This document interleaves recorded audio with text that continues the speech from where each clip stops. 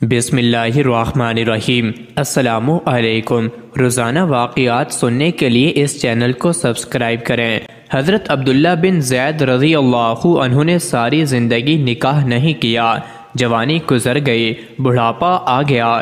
ایک دن بیٹھے حدیث مبارکہ پڑھ رہے تھے تو اس میں پڑھا کہ نبی کریم صلی اللہ علیہ وآلہ وسلم کا فرمان، جس کا مفہوم یہ ہے کہ جنت میں کوئی اکیلا نہیں ہوگا جو نکاح کی عمر میں نہیں پہنچا یا پہنچا بھی تو کسی وجہ سے نکاح نہیں ہوا اور وہ مسلمان ہی مرا، تو اللہ مسلمان مردوں اور عورتوں کا جنت میں آپس میں نکاح کر دے گا۔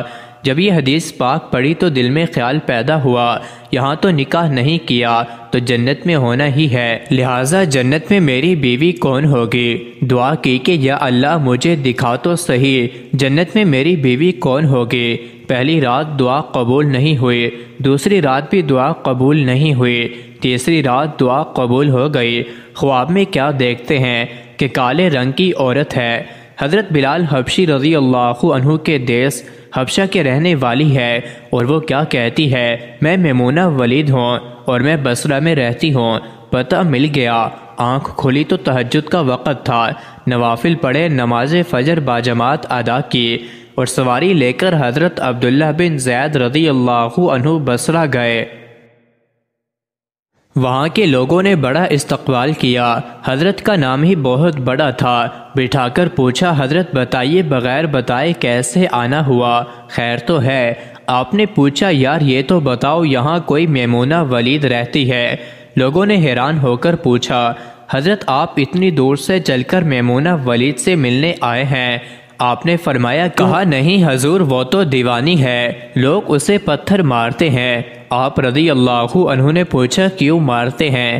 حضور کام ہی ایسے کرتی ہے، کوئی رو رہا ہو تو اسے دیکھ کر ہنسنے لگتی ہے اور کوئی ہنس رہا ہو تو رونا شروع کر دیتی ہے، اور وہ اجرت پر پیسے لے کر لوگوں کی بکریاں چراتی ہے۔ آج بھی وہ ہماری بکریاں لے کر جنگل میں گئی ہے، آپ آرام فرمائیں، عصر کے بعد آ جائے گی، آپ مل لیجئے گا۔ حضور نے فرمایا، عصر کس نے دیکھی؟ کہاں وہ کس سمت گئی ہے؟ لوگوں نے کہا، حضور جنگل میں نہ جائیں، بہت خوفناک جنگل ہے۔ آپ نے فرمایا، بتاؤ کس طرف گئی ہے؟ لوگوں نے بتایا۔ آپ فرماتے ہیں کہ میں نکل گیا، اور جب میں جنگل گیا واقعی خوفناک جنگل تھا، جنگلی جانوروں کی بھرمار تھی، قدم قدم پر کوئی نہ کوئی چیز کھڑی ہے۔ آپ فرماتے ہیں کہ قربان جاؤں اس عورت کی مردانگی پر، وہ اس جنگل میں کس طرح بکریاں چرا رہی ہے، شیروں نے اس کی بکریوں کو ابھی تک کھایا نہیں، اتنے درندے ہیں سارے مل کر حملہ کر دیں تو کیا کرے یہ اکیلی عورت، کس کس کو روکے گی؟ خیر آپ فرماتے ہیں کہ وہ جگہ جو لوگوں نے مجھے بتائی تھی، جب میں وہاں پہنچا تو منظر دیکھ کر میں حیران رہ گیا، تو حیران کر دینے والے منظر تھے۔ پہلا میمونہ ولید بکریاں نہیں چرا رہی تھی، بلکہ اس جنگل میں جائے نماز بچھا کر نوافل پڑھ رہی تھی۔ بھیڑ بکریاں چرانا تو بہانہ تھا کنارہ کشی کا، لوگ یہی سمجھتے تھے میمونہ سارا دن بکریاں چراتی ہے، لیکن میمونہ بکریاں نہیں چرا رہی تھی۔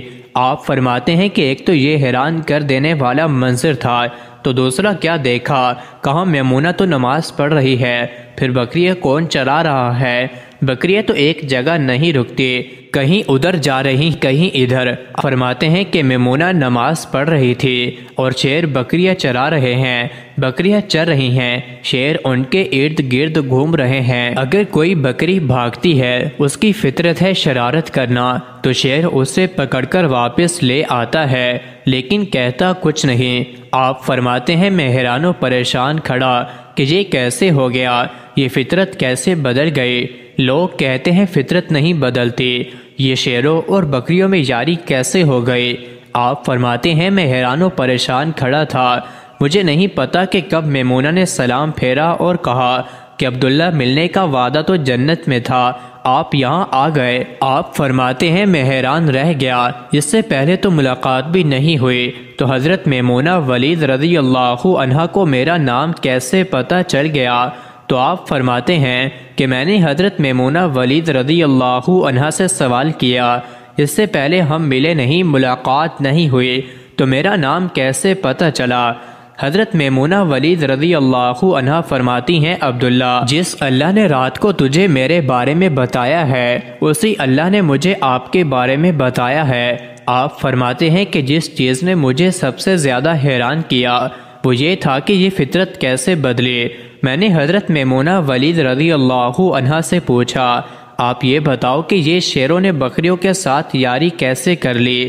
یہ تو غذا ہے ان کی۔ حضرت میمونہ ولید رضی اللہ عنہا فرماتی ہیں کہ جب سے میں نے رب سے صلح کر لی ہے اس دن سے ان شیروں نے بھی میری بکریوں کے ساتھ صلح کر لی ہے۔ مزید ایسی ہی ویڈیوز کے لیے چینل کو ضرور سبسکرائب کریں۔